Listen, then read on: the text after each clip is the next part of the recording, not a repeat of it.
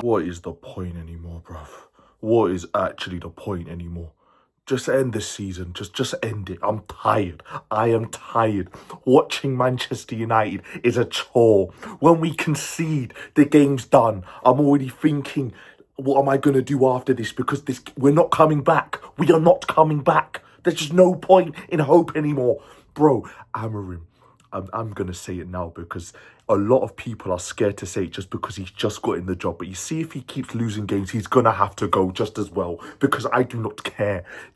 Ever since you've come in, we've looked worse. Ever since you've come in, it's been acceptable to lose games. Ever since you've come in, the standards of the fan base has dropped drastically, and I can't do this every week. I did not grow up watching Manchester United lose week in week. I grew up watching Manchester United win trophy after trophy after trophy, year after year, winning games for week after week, and now it's acceptable to lose games. Tottenham Hotspur, we've not beaten them since 2022, blood. And guys want to tell me, Dan, give him time. Shut up about time. You ain't got time here now. I don't care. That I've already said that these players are an absolute joke. And if you can, in the summer, do a mass clear up because these players will get him sacked. But Amorim, you are not doing yourself any favours whatsoever. When I saw the news that Kobe was injured, Ahmad was injured, Agate was injured, even Collier got injured, even Ericsson got injured, I said, what are you doing with these guys in training for them to all get injured? You had 11 days. When was our last game? You had 10 days to prepare. You actually had a full week off. No Europa League on the Thursday night to get fatigue going. None of that. You had no excuse. And instead, more players got injured.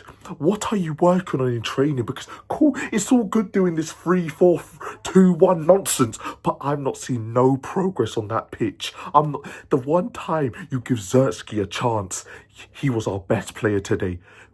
Once you play him from the start, he was our best player today. But shock, next game, he'll probably be back on the bench again if players are back fit again because he does not trust him. And that is a disgrace.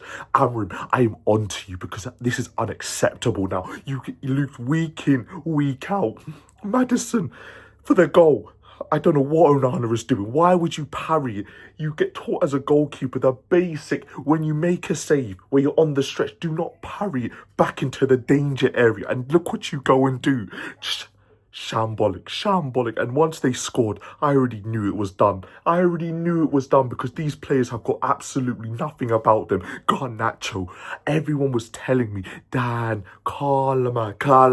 He's a young boy. Give him a chance. He's developing. You see, when Napoli made that bid, you should have accepted it the second that they were even considering making an offer for that kid. He is not good enough. Today, he had 3 golden opportunities. The first one, especially in the first half, straight after Tottenham scored as well. You're one-on-one.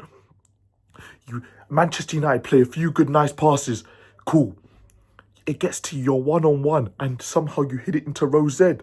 I lost my head. At the time, I thought maybe it took a little bobble for it to go that high because there's no way you've missed a one-on-one and skied it into Rosed. I see the replay. No bubble whatsoever. NFL Stadium, Tottenham Hotspur Stadium, they look after that pitch. It's a new ground. None of that. None of why.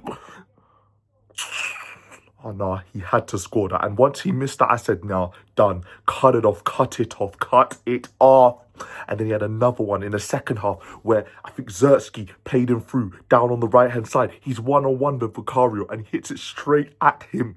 I do not... And you know what fans are going to try and do? They're going to try and gaslight me and say, but Dan, he was our most dangerous attacker. He was our most threatening player. Yes, he didn't score, but if anyone looked like scoring, it was him. Shut up! He should have scored and he didn't, and that is the standard.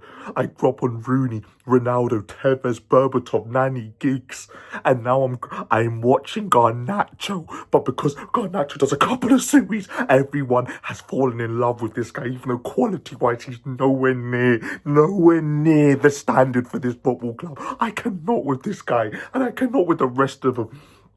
I'm seeing Anthony on loan at Real Betis, scoring week in, week out. All of a sudden, I'm seeing Rashford at Aston Villa looking like his old self again. And before people try and tell me Rashford, no, I don't want to hear it because, bro, if Rashford was doing it in another country, then I understand. Slower league, he can adapt to it easier. But he's doing it in the fastest league in the world. He's still doing it in the Premier League. So clearly, Rashford is not the issue. Amorim, I'm onto you because you will live by your decisions and you will die by your decisions. And I respect that. But if you are keeping on losing game after game after game, I'm sorry, bro. You cannot stay here because I do not care how well spoken you are in the media. I do not care how well and honest and open you are with the media about our players, about our team. If you keep losing game after game, week after week, you can't stay here. You can't stay here. Everton Football Club have gone above us.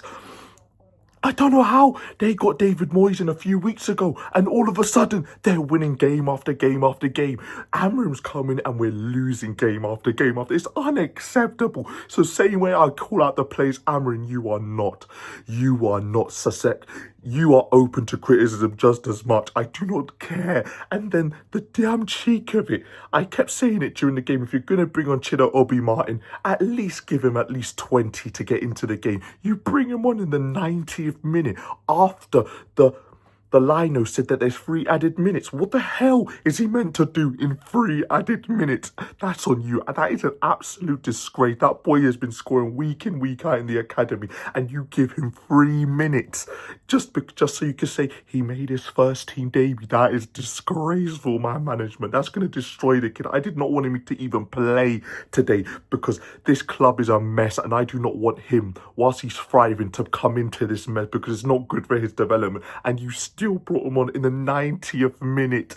Shocking, shambolic Amorim. I do not care. If he does not pattern out very, very soon, I want him gone just as much because this can't keep going on. I will not stand for it.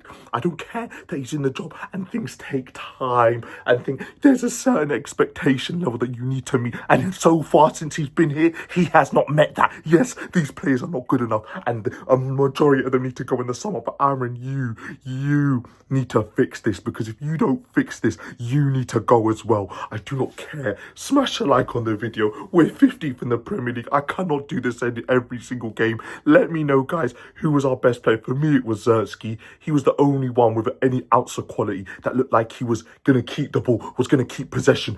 Anyone...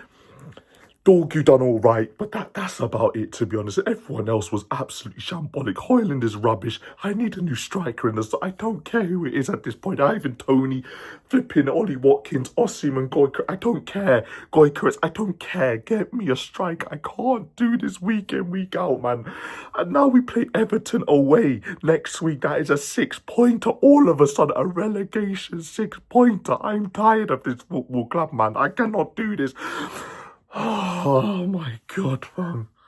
Rival fans, you can have this one. We're in relegated!